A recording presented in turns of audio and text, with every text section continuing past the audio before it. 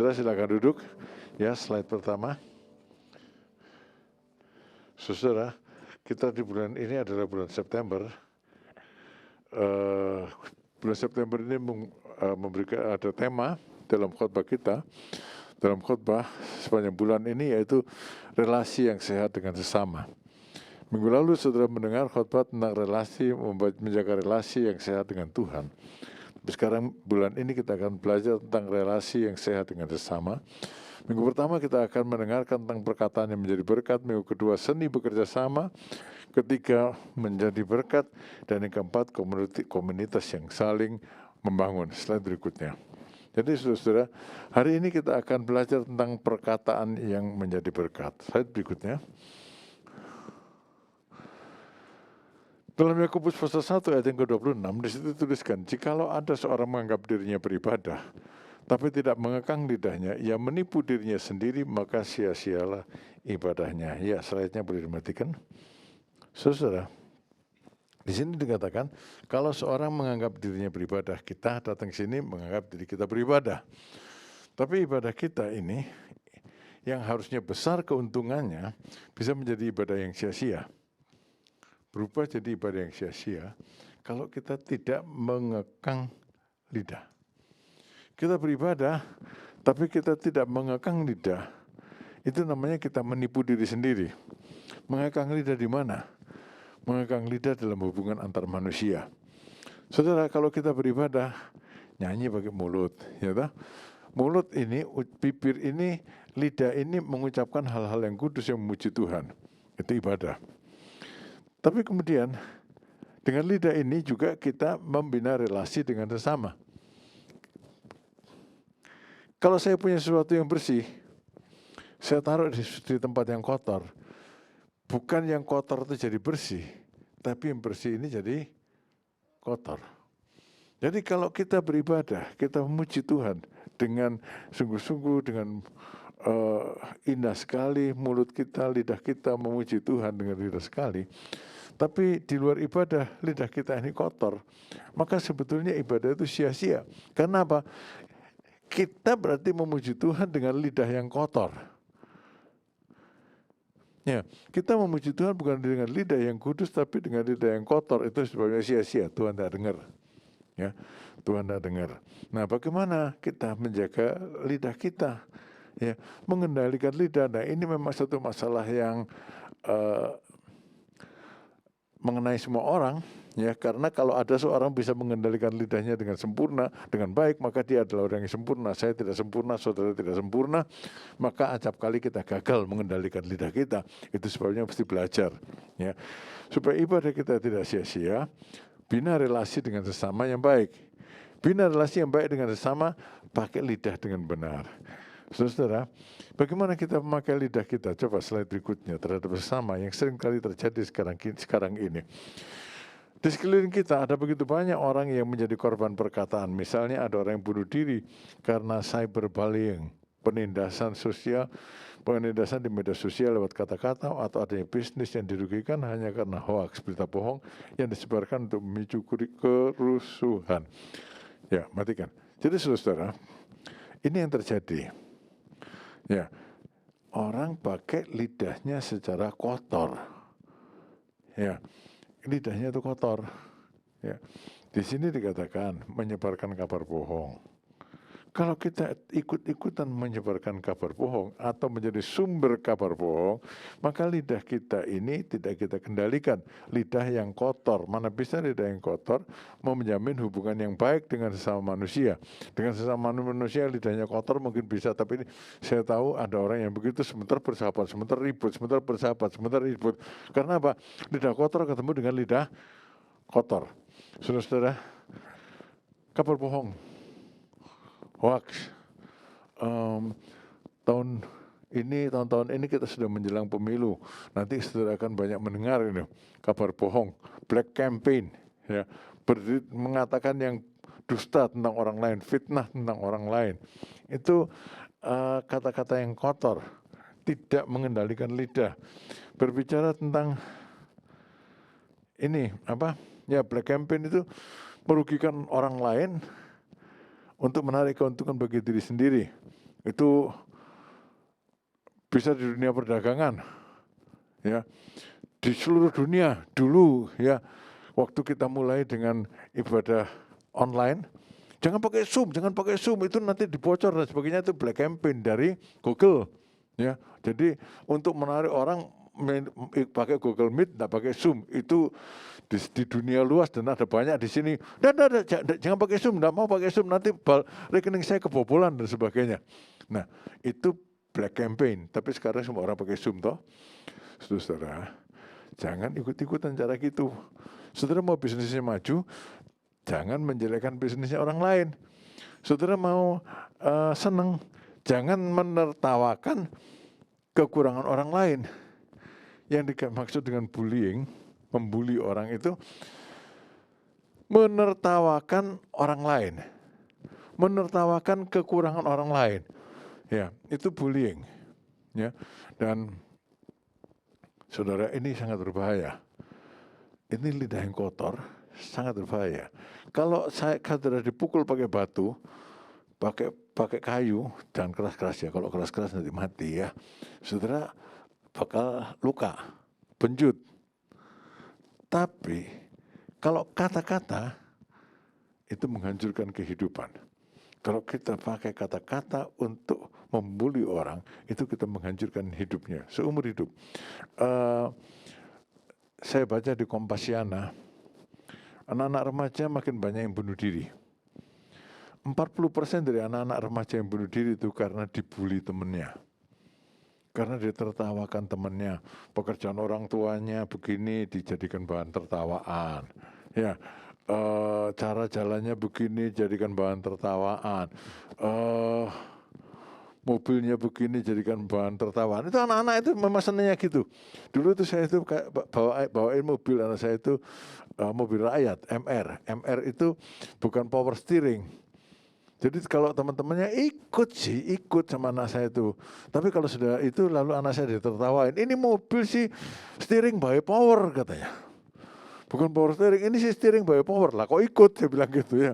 Nah, saudara, orang itu suka ngerti ya, kalau power steering itu mobil kan enteng gini. Kalau steering by power itu kalau mau belok itu keringetnya keluar sekeringet-keringet jagung gitu. Nah, saking alotnya kalau diajak muter. Saudara, jangan ya. Kalau mau menertawakan, tertawakan diri sendiri. Jangan menertawakan orang lain, itu membuli orang. Itu lidah yang kotor. Hoax. Kadang-kadang saya menegur jemaat karena berita yang disampaikannya tidak benar. Membela diri. Saya tidak baca, saya cuma melanjutkan omongan orang. Itu dosa besar. Kalau saudara melanjutkan hoax, dan waktu saudara dikasih tahu itu hoax, jawabnya, saya tidak baca, saya cuma melanjutkan orang yang kirim, itu dosa besar. Karena apa? Saudara ngomong tanpa pengertian. Baca dulu baik-baik baru ngomong. Ya, jadi hati-hati saudara ya, hati-hati. Kalau tidak ibadahmu sia-sia, sebab apa? Saudara dengan lidah yang tidak dikekang, asal ngomong, ya, ceplos-ceplos asal ngomong, hubungan dengan sesama manusia tidak baik. Kalau hubungan dengan sesama manusia tidak baik, mana bisa hubungan dengan Tuhan itu baik. Perintah Tuhan, hendaklah kamu saling mengasihi seperti aku mengasihi kamu. Ya, jadi kalau saudara terima berita macam-macam di WA saudara, dihapus saja. Jangan lanjutkan ke orang. Nanti saudara ikut jadi penyebar hoax, ibadahmu sia-sia. Ya, ibadahmu sia-sia. Pakai kata-kata yang memberkati. Lanjut slide berikutnya. Jadi apa yang perlu kita lakukan supaya perkataan kita ini menjadi berkat? Kita hidup di dunia yang begitu kotor, semua orang omong kosong, omong kotor, ya, bohong dan sebagainya. Apa yang mesti kita lakukan? Lanjut slide berikutnya. Bicaralah setelah mendengar. Ya.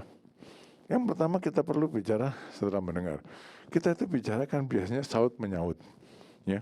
Hai saudara-saudara yang kukasihi, ingatlah hal ini, setiap orang hendaklah cepat untuk mendengar, tapi lambat untuk berkata-kata, dan juga lambat untuk marah.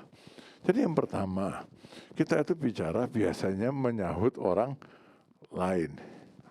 Istri saya ngomong, saya jawab. Kan gitu. Saya ngomong, istri saya menjawab, dan seterusnya di antara saudara juga. Nah, kita kalau mau sedang berada dalam pembicaraan, dengar dulu baik-baik, baru jawab. Saya itu punya telinga dua, mulutnya satu. Artinya dengar dua kali, ngomong sekali. Ya, slide berikutnya. Salah satu bentuk dari mengekang lidah adalah belajar mendengarkan orang lain. Seringkali kita salah berkata-kata karena kita belum mendengarkan dengan baik. Kita seringkali sok tahu sehingga kata-kata yang kita keluarkan tidak sesuai dengan kenyataan.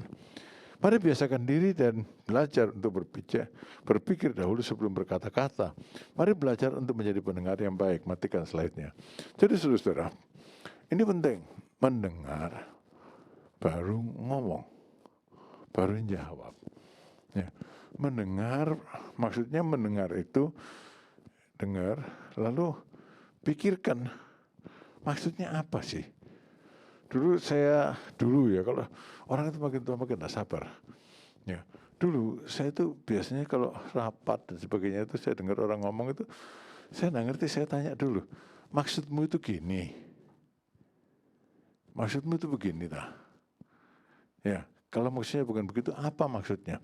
Penting bagi kita untuk tahu maksud orang itu apa. Baru ngomong. Tapi sekarang orang dengar selintas bawaannya tersinggung aja. Tidak mendengar baik-baik, langsung menjawab.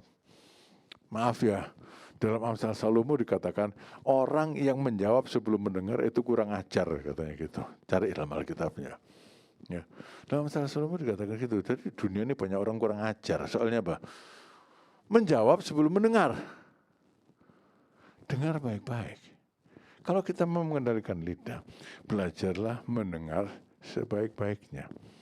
Lalu pikir, baru jawab. Nah, kalau pikir, kita akan tahu. Nah, kalau tak jawab gini nanti, karena sempat pikir sih ya, kalau tak jawab gini nanti jadi ribut ini. Terus gak usah dijawab lah. Kan gitu. Dengar baik-baik, baru jawab. Biasakan diri untuk belajar, mikir, orang ini ngomong gini, ini maksudnya apa? Kalau nggak tahu, tanya, apa sih maksudnya gitu. Ya, kalau enggak hubungan kita dengan sesama akan tegang. Tidak baik. Hubungan yang tidak baik dengan sesama, relasi tidak baik dengan sesama, ibadah kita sia-sia. Ada banyak orang Kristen ibadah tapi tidak menerima berkat dari ibadah karena hubungan dengan sesamanya tidak baik. Dengar baik-baik, baru jawab. Ya, beberapa orang sudah terbiasa sama saya. Kalau dia mendapatkan hoax, berita yang aneh-aneh, dia tanya dulu sama saya, "Om, saya dapat hoax, saya dapat berita kayak gini, benar enggak?" Kalau saya, tak lihat dulu saudara. Kalau itu berita soal umum, tanggalnya berapa, sumbernya mana. Bisa diurut sebetulnya, kalau kita sungguh-sungguh, kita bisa mengurangi berita bohong keluar dari diri kita. Dari mulut kita. Ya sekarang kan soalnya nutul ya. Nutulnya itu yang benar. Mari biasakan diri dan belajar untuk berpikir dahulu sebelum berkata-kata. Masa istri saya ini baru-baru ini dapat WA. Ya, ini kan berarti ngomong itu bisa tertulis, bisa tidak tertulis, bisa lisan. Dapat WA, WA-nya apa? Ahok oleh Ratu Inggris dinobatkan jadi ksatria. Saya bilang, Mama, itu apa gak berita zaman Jepang dulu sih, tak bilang. Itu kan berita dari zaman dulu itu. Orang sekarang masih ada yang menyebarkannya gitu. Hati-hati, saudara. Jangan terus kalau ditegur bilang, saya cuma terima, terus saya lanjutkan. Enak aja nih ngomong, ya. Enak aja. Kalau saudara lanjutkan, saudara tanggung jawab. Ya, tidak bisa bilang saya cuma melanjutkan. Saudara-saudara, biasakan diri untuk belajar, berpikir. Ya. Pikirkan dulu sebelum ngomong. Pikirkan dulu sebelum nutul. Pikirkan dulu. Jadilah pendengar yang baik. Ini cara untuk membina relasi dengan sesama Yang pertama. Maka tidak akan banyak omongan. Kalau semua orang mau mendengar, kira-kira ribut enggak? Semua orang mendengar, ya nggak ribut. Tapi kalau semua orang ngomong, pasar. Lanjutkan dengan slide berikutnya. Ya, belajar mendengar dengan baik.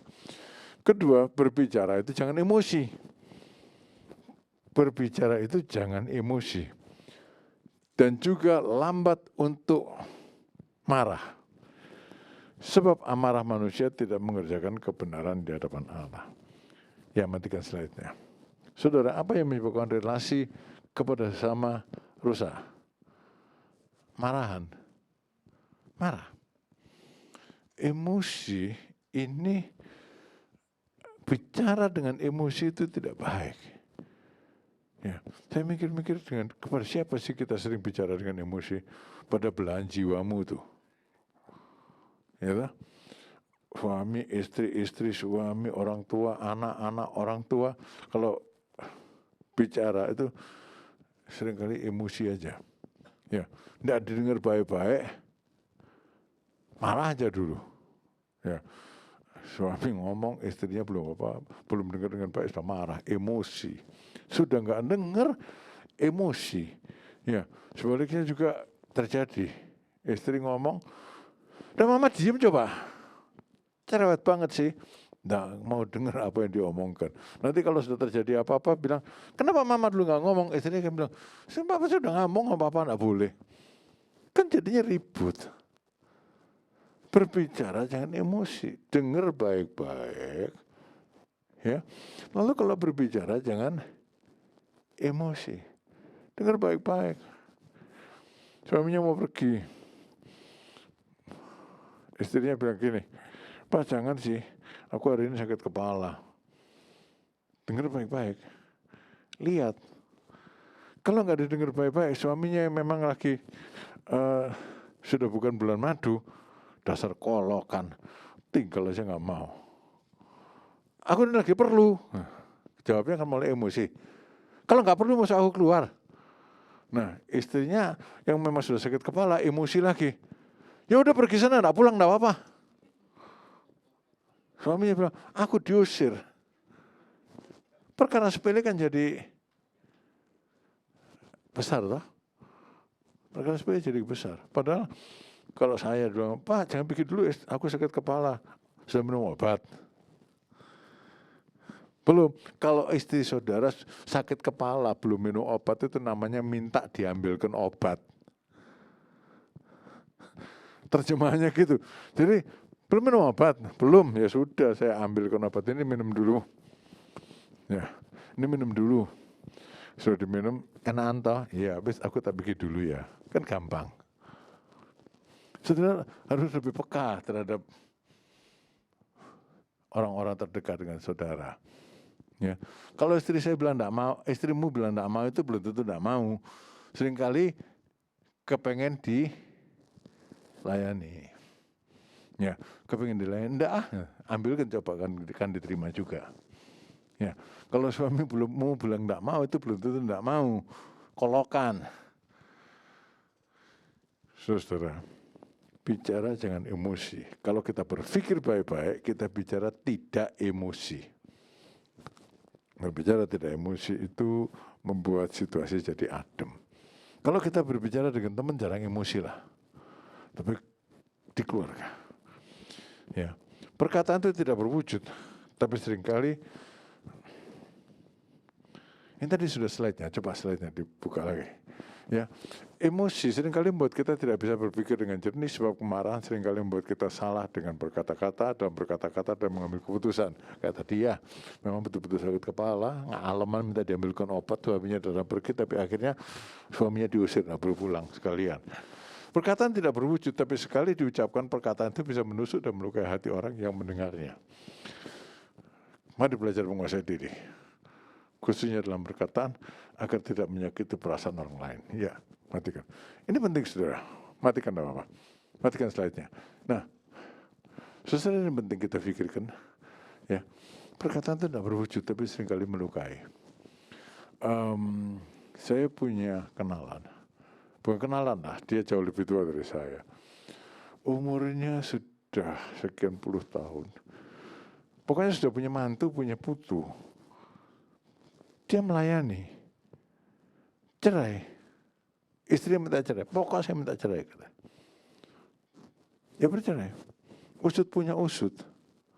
Usut punya usut. Ya, perkataan-perkataan yang tidak menyenangkan hati istrinya itu menumpuk, ditumpuk terus dalam hati. Pertama enggak apa-apa, dua enggak apa-apa, tapi ada dalam hati. Ada orang bilang, heran kenapa ya?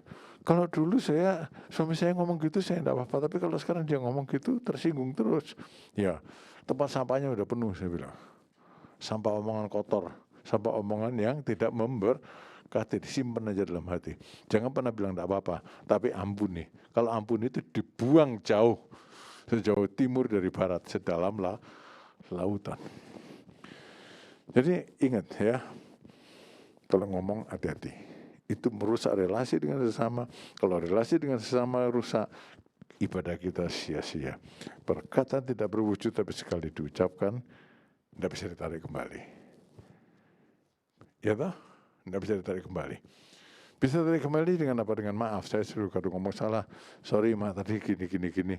Tergantung dia, kalau memaafkan beres. Tapi tidak bisa ditarik kembali. Sekali diucapkan, dia akan jalan terus. Hanya bisa diselesaikan dengan pengampunan. Slide berikutnya. Berbicara dengan tuntunan firman. Sebab itu buanglah segala sesuatu yang kotor dan kejahatan yang begitu banyak itu, dan terimalah dengan lemah lembut firman yang tertanam di dalam hatimu yang berkuasa menyelamatkan jiwamu. Ya, slide-nya matikan. Jadi saudara, bagaimana kita bisa melakukan yang pertama dan kedua tadi? Pertama, dengar baik-baik, baru ngomong. Kedua, berbicara jangan emosi. Bagaimana? Taat pada firman. Taat pada firman. Buanglah segala sesuatu yang kotor, mulut yang kotor, kejahatan, mulut yang jahat, yang begitu banyak itu kenapa keluar dari mulut yang jahat. Dan terimalah dengan lemah lembut. Jangan bilang, yang ngomong itu mulutnya sudah dijaga belum gitu ya toh. Kalau itu tidak diterima dengan lemah lembut. Kalau sudah terima dengan lemah lembut, maka saudara akan bilang, ya, gimana ya? Saya memang begitu. Terimalah firman yang disampaikan kepada saudara ini, tanam dalam hatimu. Dan itu berkuasa menyelamatkan saudara dari banyak malapetaka. Terima dengan lemah lembut. Jadi kalau dikatakan, buanglah segala sesuatu yang kotor dan terimalah dengan lemah lembut firman. Yang tadi itu, firman yang tadi kita sudah baca itu perlu saudara terima dengan lemah lembut dan lakukan dalam hidup saudara. Ya, jangan cari firman yang mana ya ya? Ya firman yang baru didengar. Ya, firman yang disampaikan itu. Ya nak mudah Ada orang yang bilang, itu pendetanya yang ngomong melakukan enggak? Masalahnya bukan cuma pendeta yang melakukan enggak. Masalahnya saudara melakukan atau tidak. Masalah saya adalah saya melakukan atau tidak. Masalah saudara adalah saudara melakukan atau tidak. Dan saudara bilang susah ya, memang susah. Itu sebabnya Rasul Yakobus bilang gitu ya, kalau ada orang tidak bersalah dengan lidahnya, dia itu sudah sempurna. Ya, tapi kita semua belum sempurna. Saya belum sempurna, saudara belum sempurna, tapi kita harus menuju kepada kesempurnaan. Kesempurnaan dalam hal ini adalah mengendalikan lidah. Slide berikutnya. Nah, mudah. Daud mengerti bahwa menjaga mulut bukanlah sebuah perkara yang mudah. Karena itu dibutuhkan tangan ilahi. Mengendalikan mulut itu tidak mudah. Diperlukan campur tangan ilahi. Perhatikan doa Daud berikut ini. Awasi mulutku ya Tuhan. Berjagalah pada pintu bibirku. Ya, matikan slide-nya. Ya, jadi khotbah pagi ini mudah. Tidak mudah, ngomongnya gampang. Kan semua orang itu kalau ngomong gampang. Memang lidah tak bertulang. Tak terbatas kata-kata. Ya, tinggi gunung 1000 janji, 1000 pengajaran. Tapi Tapi, nah itu bagi saya yang ngomong, bagi saudara yang mendengar, lakukanlah. Nah, yang perlu adalah kemauan untuk melakukan. Daud juga harus melakukan dan dia bilang, waduh susah. Susah, tapi bukan berarti tidak bisa. Kalau tangan Allah bekerja, bisa. Bagaimana tangan Allah bekerja? Minta tangan Allah bekerja. Minta tangan Allah bekerja di dalam kehidupan kita. Untuk dalam hal ini menyingkirkan dosa perkataan yang jahat. Minta tangan Allah bekerja. Minta campur tangan Allah untuk menyingkirkan lidah yang berdosa seperti Daud. Daud itu bilang, awasi mulutku ya Tuhan, berjagalah pada pintu bibirku. Terutama yang cerewet-cerewet itu kalau doa pagi itu ya, berlutut bilang, Tuhan pagi ini, hari ini tolong awasi mulutku Tuhan supaya aku tidak ngomong yang sia-sia. Kan bunganya yang cerewet di sini. Soalnya istri saya nuduh saya cerewet, saya nuduh istri saya cerewet, jadi pada cerewetnya, kudu dua-dua doa. Awasi mulutku Tuhan, supaya hari ini perkataanku itu baik, tidak cerewet, memberkati, tidak cerewet. Pernah doa gitu belum? Pernah doa gitu belum? Doa ya. Aku berani bilang 90% tidak pernah doa gitu. Doanya paling berkati aku. Ya, mulai hari ini, mulai besok, setiap pagi itu doa. Tuhan awasi mulutku ya, awasi bibirku supaya perkataanku berkat. Awasi supaya pintu bibir ini dijaga sama Tuhan, tidak keluar yang enggak itu. Ya, hendaklah perkataanmu berkat diasinkan dengan garam supaya kamu dapat memberikan jawaban yang benar kepada setiap orang. Kolose 4 ayat yang ke-6. Ya, doa ya. Daud aja nggak bisa kalau nggak doa. Ya, saya dan saudara perlu doa setiap pagi terutama. Karena apa? Sepanjang hari saudara ngomong sama suami yang cerewet, ngomong sama istri yang cerewet. Suami itu makin tua makin cerewet, kata istrinya. Ya, istri makin tua makin cerewet, kata suaminya.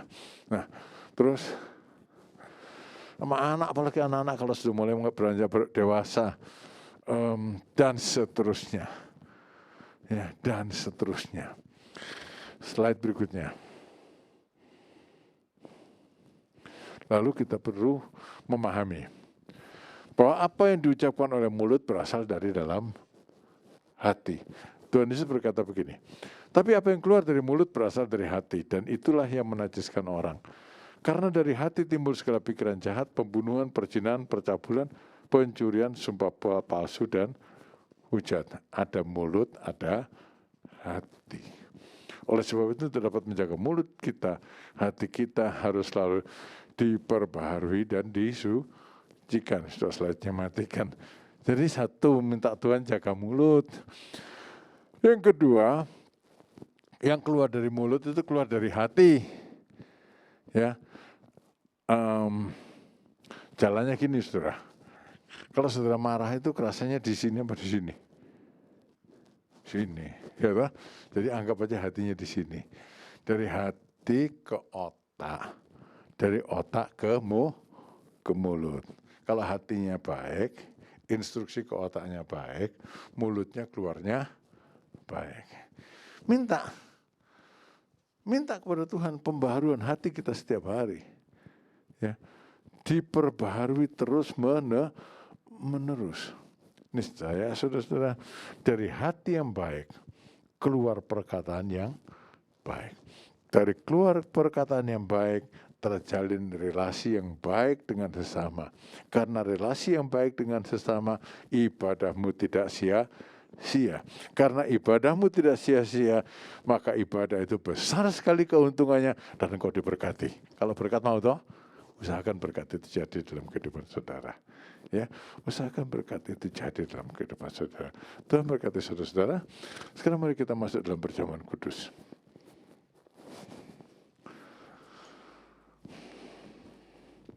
Mari, singer, song leader.